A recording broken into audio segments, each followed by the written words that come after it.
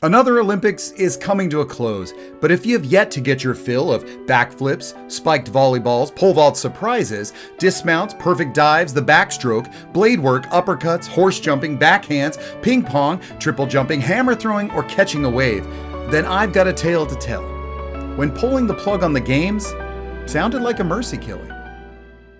I'm Victor, and straight out of the Gen experienced the 1984 Olympic miracle to revive the games barely surviving on life support. Los Angeles, surprisingly, dodged a complete collapse of the Olympic Games. Stay with me to see how 1984 avoided a potential catastrophe. Are the games dead? That was the question posed by Newsweek on the May 1984 cover. The 1972 Games in Munich were haunted by 11 Israeli athletes and coaches massacred by a group of Palestinian terrorists. Well, seems little has changed between those two. The 76 Games in Canada focused less on the physical feats and more on the $1.4 billion ultimate price tag, a debt Montreal could not discharge until 2006.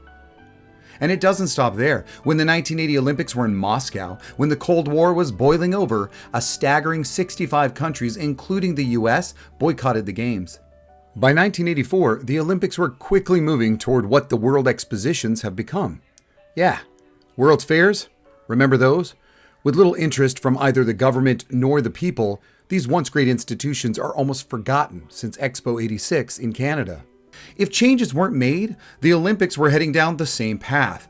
On the verge of becoming obsolete, the once pinnacle of athletic prowess and global unity through athletic competition was on the precipice of disaster.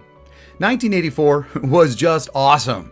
You know that, I know that, but do you know why the 84 Olympics changed everything? Because LA lost hosting bids for 5 previous Olympic Games, but still remained a backup city. So in 1979, the chance fell into their laps when winning bid Tehran pulled out due to political upheaval in Iran. Go figure.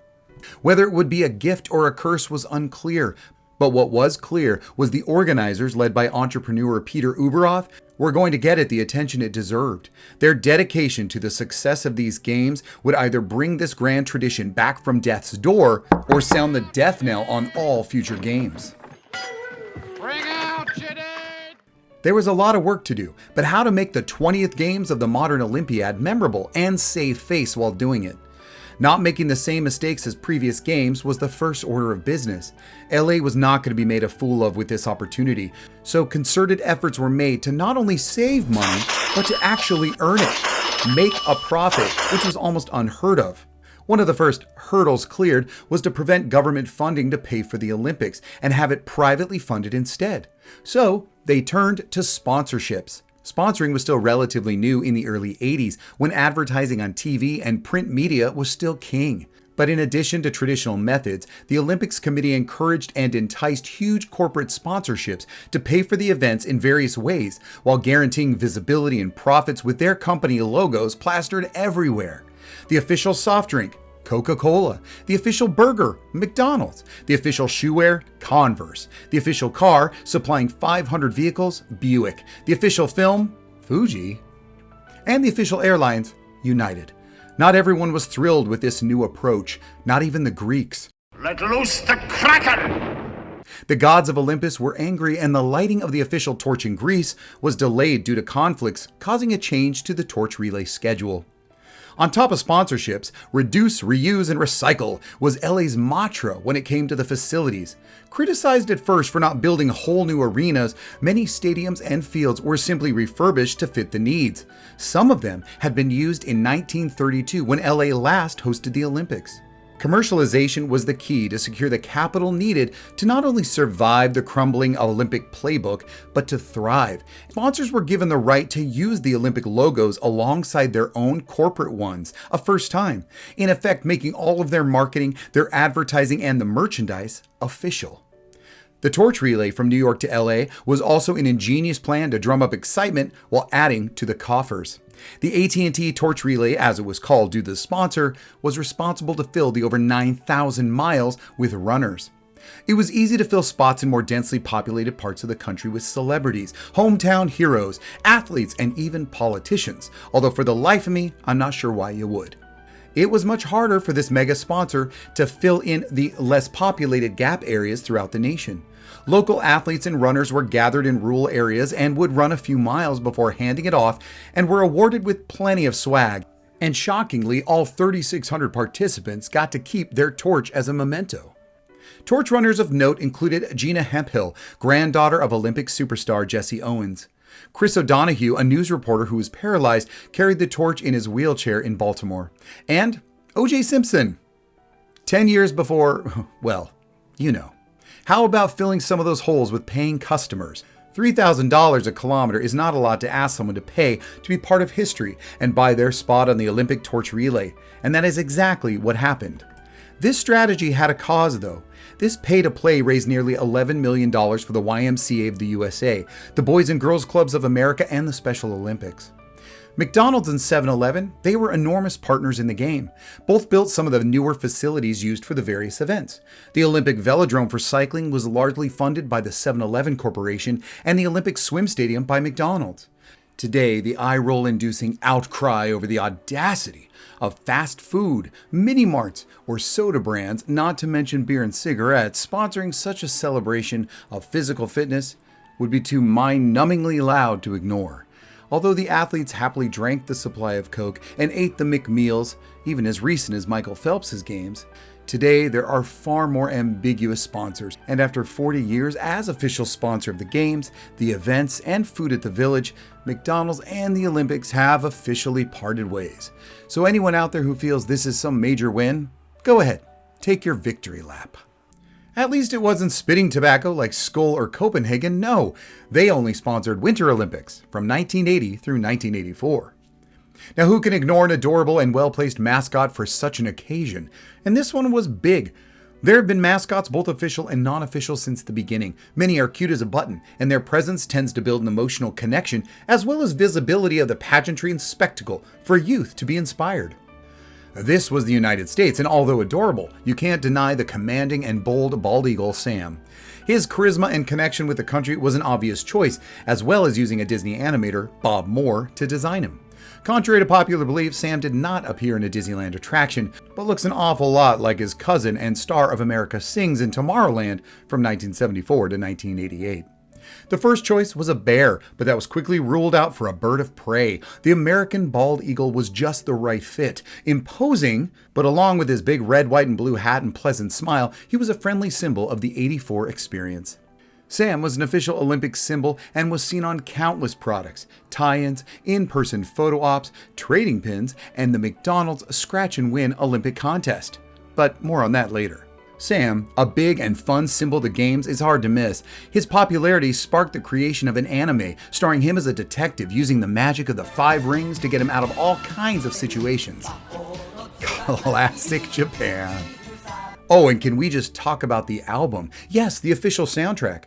We Are the World came out in March that same year, but the Olympics wanted their own musical collaboration and an album, the official music of the 20th Olympiad. Topping the playlist was the new Olympic fanfare. Until 1984, they had been using French composer Leo Arnaud's 45-second The Buglers. But why not take the man who was on a winning streak with E.T., Raiders of the Lost Ark, Jaws, and Star Wars? John Williams himself would create a new 4-minute epic Olympic fanfare and theme that is still used today. You know it. Much of the selections were of sports or champion themes and written for the occasion by popular musical artists, including Foreigner, Toto, Loverboy, Herbie Hancock, Quincy Jones, Christopher Cross, and many more. And they didn't stop there. Marketing for the '84 Olympics was hell-bent on creating buzz. 10 weeks leading up to the Games, LA hosted an enormous art festival in the same spirit of the Olympics. 400 performances from 18 countries. The festival was put on by Cal Arts and made sure not to let any excitement for the upcoming Games wane. Everything they were doing was done with purpose, and that went for technology. The host city planned to win gold with upgrades in that category too. There would be no more tape measures for discus, tallying boxing scores by hand, or running handwritten memos and information from venue to venue by courier. LA organizers were determined to prove that technology in sports was more linked than we think, or thought. With 23 sites spread across 4,000 square miles in '84, information couldn't be transported via human messenger.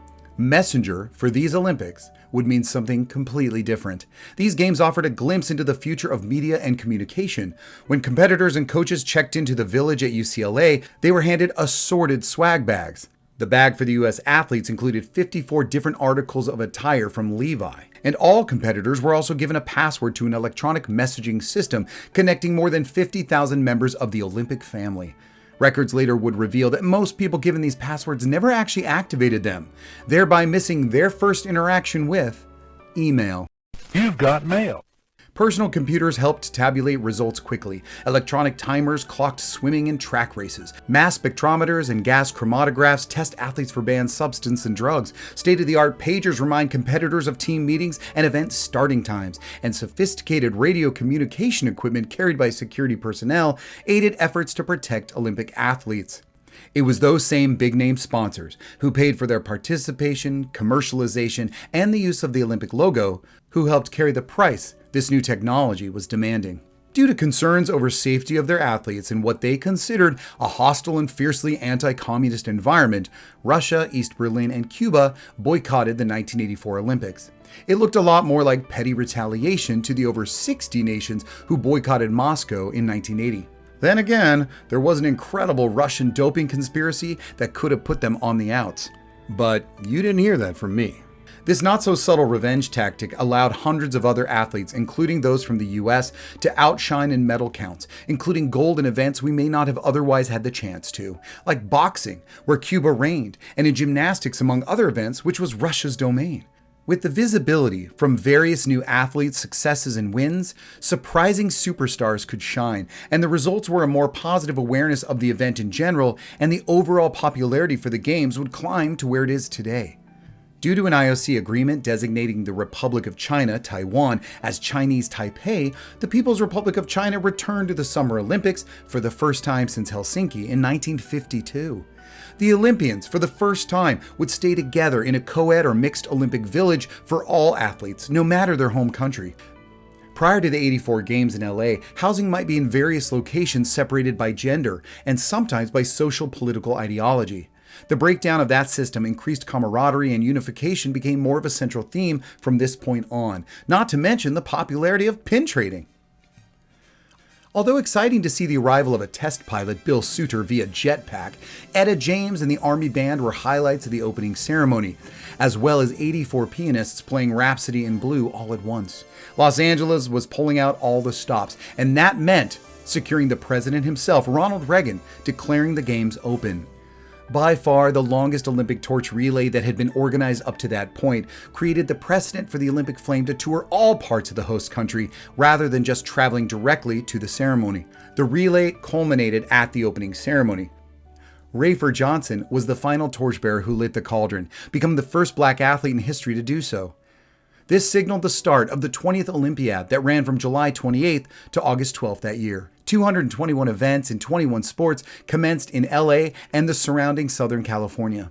Men and women's gymnastics teams had their best Olympic showing ever. In a sport dominated by the Soviets, Mary Lou Retton became the first American woman to capture the individual gold medal in the all-around competition. And speaking of women in the Olympics, 1984 marked the first time women could compete only with other women in shooting. Rhythmic gymnastics would enter the arena this year and continue going strong. This was also the first time women were allowed to join cycling, and the first time there was a women's marathon. It had been widely accepted prior to this point that running long distance was too dangerous to the dainty female body. Joan Benoit Samuelson proved them wrong as the first to cross that finish line and win the gold. And then there was the Zola Budd Mary Decker incident during the 300 meters. Collisions, bloodshed, and the scandal of it all that you can see in the engrossing 2016 documentary, The Fall. Not satisfied with her historic triumph, Retton went on to secure silver in the vault, bronze in the uneven bars and the floor, and another silver in the team event. Having won more medals than any other participant at the 1984 Games, she was named Sportswoman of the Year and Amateur Athlete of the Year by the American press, and made the cover of Wheaties. The boycott had effectively brought more attention to so many athletes that worked in their favor. And the men were also in incredible form. Michael Gross from Germany was 6'7", with a 2.13-meter wingspan. Called the Albatross, he dominated 100-meter fly and 200-meter freestyle. During the relay, Gross had swum the fastest leg ever, but it wasn't enough as the American team bested him and were given the name the Grossbusters. Carl Lewis of the US would win gold in the 4 same events as Jesse Owens back in 1936 in the Berlin Games. In boxing, without the challenge of the Cubans, the US teams dominated the competition, earning 9 gold medals. Li Ning from the People's Republic of China won 6 medals in gymnastics, 3 gold, 2 silver, and 1 bronze, earning him the nickname Prince of Gymnastics for China. Greg Louganis had been diving since the age of 10, a silver in '76, and after the 1980 boycott, he was ready for LA in 1984. He would win gold in both 3-meter springboard and 10-meter platform diving, the first that had ever been done in 56 years. He wasn't done and returned to defend in 1988, when all hell broke loose. And his head, too. And regular people, they could watch. Event tickets had no more surcharge, and the prices were set in exactly what was printed, with no hidden fees. Now that's something we could use today. The United States won the most golds and medals overall, causing a surge of national pride. And to celebrate, Lionel Richie closed the games with a 9-minute rendition of Party All Night Long. And there was reason to party. It was a success, crisis averted, and the entire world's attention was on it. The aftermath would reinforce this narrative. There was renewed interest in the Olympics. The boycott was felt in various ways. 94 of the world's top 100 ranked lifters were absent, as were 29 of the 30 medalists from the recent World Championships. McDonald's felt the boycott in an unexpected way.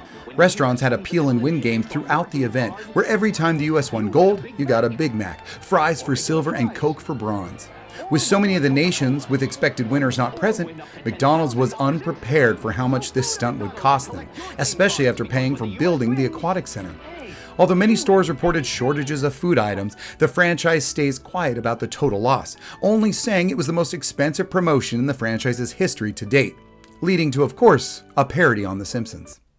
How much are these free burgers gonna cost me? Not to worry, Mr. K. We've rigged the cards. They're all in events that communists never lose. I like. This just came over the wires, Big K.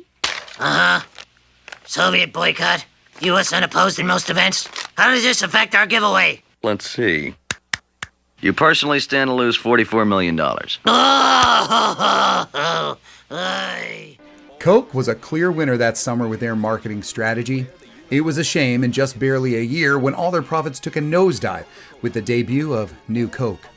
Mary Lou Retton and others became household names. Young hopefuls were inspired and modeled training after the greats with goals of future Olympic dreams. Putting their shoes on athletes and having a commercial presence has kept Nike ever connected to the games, even though they chose not to drop the $13 million required to become an official sponsor.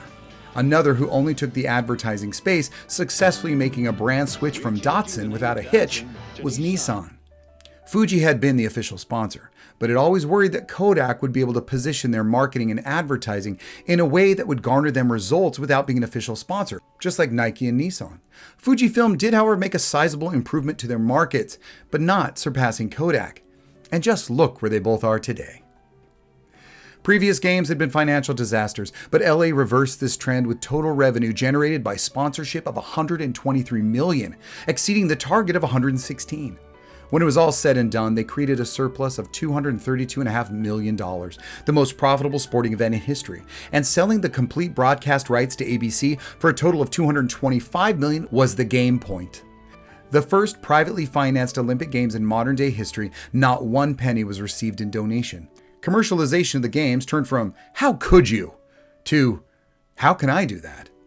The legacy is felt in the LA 84 Foundation that was created with $93 million from those games. Continuing to operate today, it's helped 3 million youth and supported 2,200 nonprofit organizations. The world stood up and paid attention in 1984. Suddenly everyone wanted a piece of the action. When once LA was the only choice, today dozens of countries race to host. The fervor of anticipation, the vibe, the athletes, the winners, the corporate involvement, and the marketing all made for high ratings. When run efficiently, the Olympics could connect sports with media, technology, and commerce, and show a profit. 84 might be remembered as winning gold for best overall in organizational success. And the Olympics that saved them all. The future of the Olympics still looks strong if this year was any indication. And to that we say, thanks Gen X. And thank you, I hope you enjoyed the show as much as watching the 2024 Olympics in France. And if you didn't, I don't want to hear about it. Please click that like and subscribe for more unique content. If you already have, I'm so very, very grateful. I appreciate the support. Now please stick around to see other awesome videos on the channel or peruse the store. And until next time.